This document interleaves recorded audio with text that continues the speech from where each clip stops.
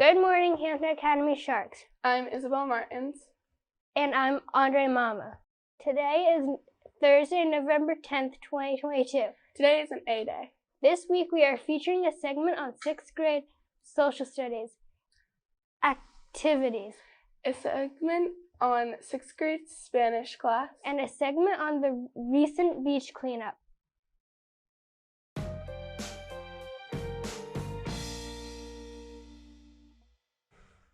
The Scholastic Book Fair will be next week from November 14th to 18th in the Hampton Academy Library.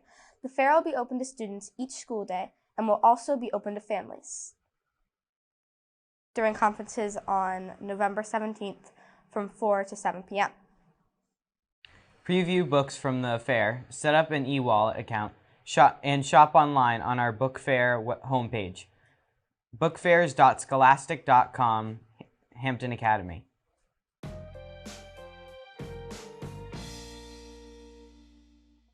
The candy drive is still going strong. We have almost filled 4 buckets. Wednesday, November 30th will be the last day for candy collection. Thanks in advance.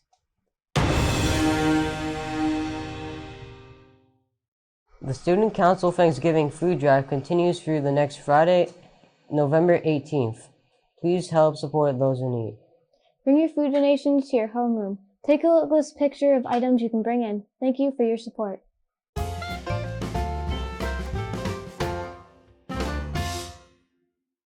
Next week, on Wednesday, November 16th, there will be a virtual parent-teacher conferences from 3 to 6 p.m. On Thursday, November 17th, there will be an in-person parent-teacher conferences from 4 to 7 p.m. This month's nominees for Student of the Month, as nominated by their teachers for demonstrating the Academy Way, are Rory Connors, Max Belanger, Anna Whitney, John Valhouli, Maeve Olette, Avery Oliniak, Elizabeth Hunter, and Jack Hafey. Jack Hafey was chosen as the Student of the Month, and he will be honored at the Rotary Breakfast next Tuesday morning. Congratulations.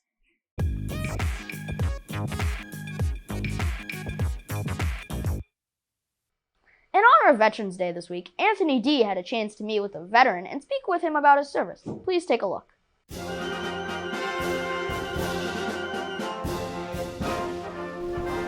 Good morning, Hampton Academy Sharks. I'm here with Mr. Dan Narcessian, former Army officer, stationed at the White House, and 1970 Hampton Academy graduate. So for our first question, what were your jobs at the White House? I had 2 jobs, the first of which I was a presidential communications officer, meaning that I traveled either with the President of the United States on board Air Force One or in advance of the President to set up all the necessary communications for that particular trip. My secondary mission, or my second job, I was also the officer in charge of what was called the Record Communications Branch, which was the White House Situation Room, the Russian translator section, and the communication center in the White House.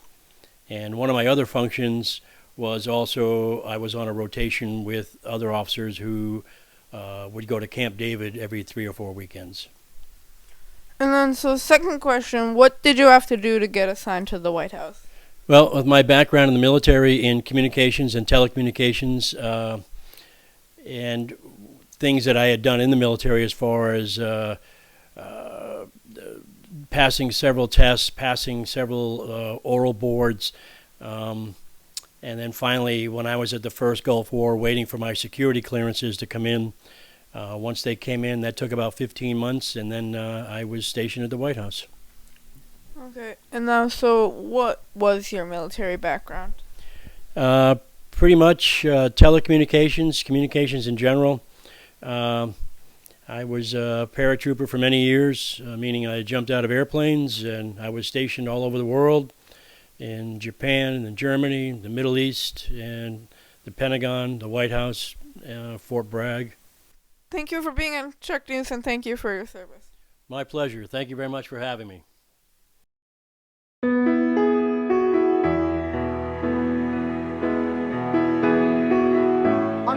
27th, Mrs. Heath's class had an amazing experience. A group of 6th grade students who opted not to participate in the week-long Mira Vista environmental camp joined Mrs. Heath's ELP class for a beach cleanup at Genesee Beach in Rye, New Hampshire. The beach cleanup activity was guided by Mr. Grippo in the Surf Rider Foundation New Hampshire chapter. There were 10 students and 7 adults that participated in the beach cleanup. The day was a perfect day with sunny skies, warm weather, a lowish tide, and perfect waves for surfing. Yes, they saw lots of surfers. When they first started, they patrolled the beach to the south and did not encounter that much trash. This is not a bad thing because it shows the beach is relatively clean. But on a closer inspection, they found some surprises. They turned around and headed north and patrolled the north end of Genesee Beach, where they found even more surprises. So what did they find? 16 cigarette butts. Gross. 14 single-use plastic bags. Ugh.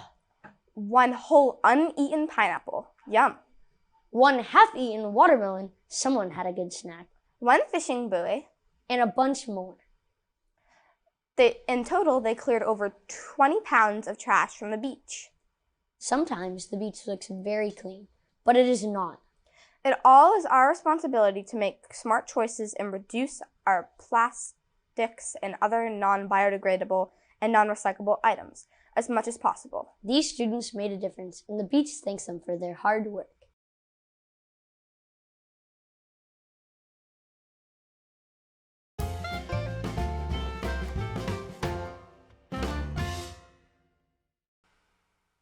In 6th grade Spanish, students got to learn about the history and symbolism of Mexican's Day of the Dead, or Dia de los Muertos, and to take part in cultural experience that this holiday brings every November 1st and 2nd.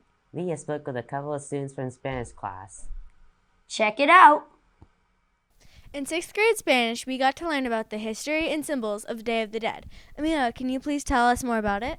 The symbols meant a calavera, otherwise known as a sugar skull. And Reagan, what did we do with the sugar skull cookies? We got to decorate skull-shaped sugar cookies with icing and candies to go through the experience of Day of the Dead, also on November 1st and 2nd. Thank you guys for being on Shark News. Thanks.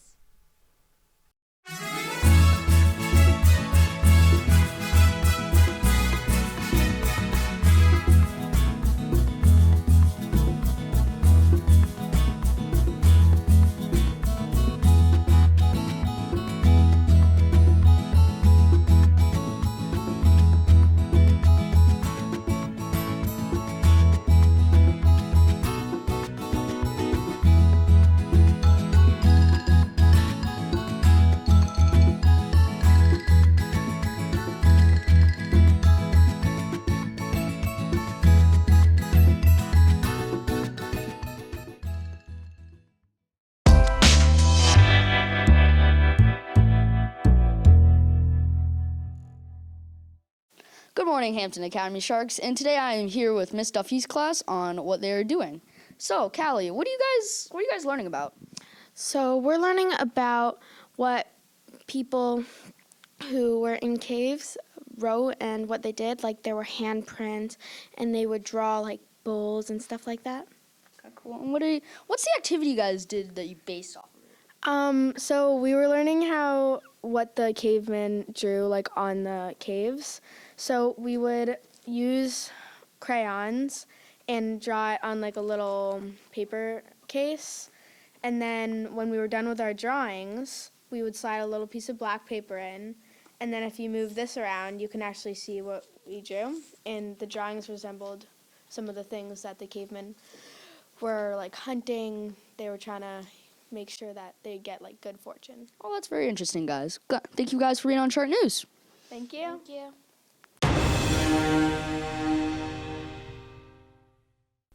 Good morning, Hampton Academy Sharks. I'm here with Juan, Jake, and Renee. I understand that you've been exploring the Stone Age and early humans. As part of this exploration, you took part in a crime scene. Can you tell me a little bit about that? So we tried to figure out how Otzi the Iceman died, if he was killed or he died from like a parasites. How did you determine what happened to Otzi? We read lots of articles, like what weapons were around him, like his injuries, and he had a lot of medical issues too. And what did you learn from this experience? We learned a lot about how people lived in the Ice Age and how they survived. Thank you all for being on Shark News.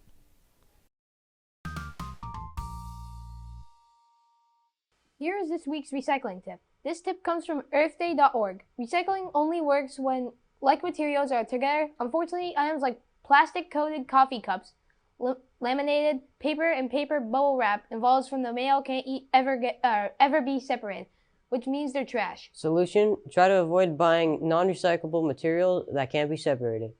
And when you can, shop local to cut down the carbon footprint of your products.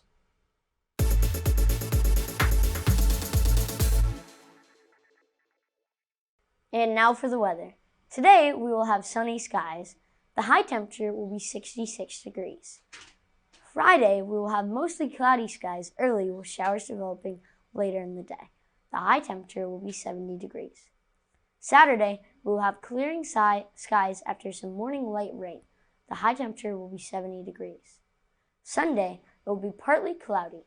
The high temperature will be 53 degrees. This week, we have 4 weather photos. The first was sent in by Eve Sermain. Sunset, beautiful. There were also 2 from 3rd grade teachers at Marston, Mrs. Smith. She captured these pictures on her morning run. The turkeys were just walking up from the sleeping in the trees. And lastly, we have this beautiful lunar eclipse sent in by Mrs. C. Thank you for all sending these in. And remember, please send your Shark News weather photos into sharknews@su90.org. Lunch today will be chicken mashed potato bowl, dinner roll, veggie of the day, and fruit of the day, and milk. That lunch sounds yummy, yummy.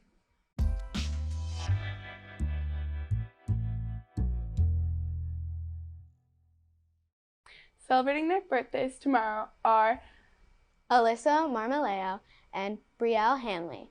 Celebrating on Saturday are John Savoy and Shark News' very own Anthony Del Medico. Happy birthday, Alyssa, Brielle, John, and Anthony.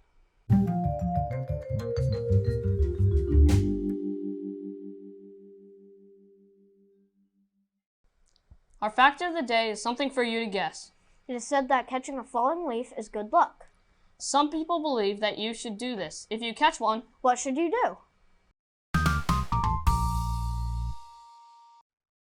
Today is National Forget-Me-Not Day. It reminds Americans of the sacrifices returning soldiers have made. Created in 1921, National Forget-Me-Not Day originally raised funds to provide services for injured soldiers returning home. The forget-me-not is a flower symbolizing remembrance. The day serves to honor all past and current United States military veterans who bear the permanent scars of battle.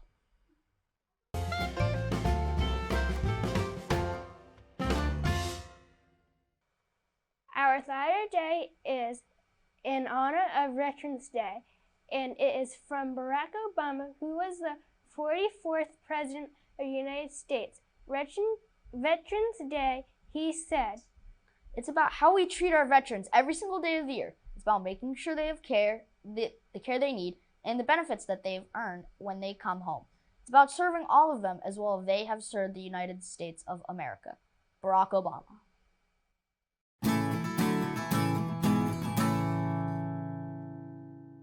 Hey Noah, what happens when winter arrives? I don't know. What happens?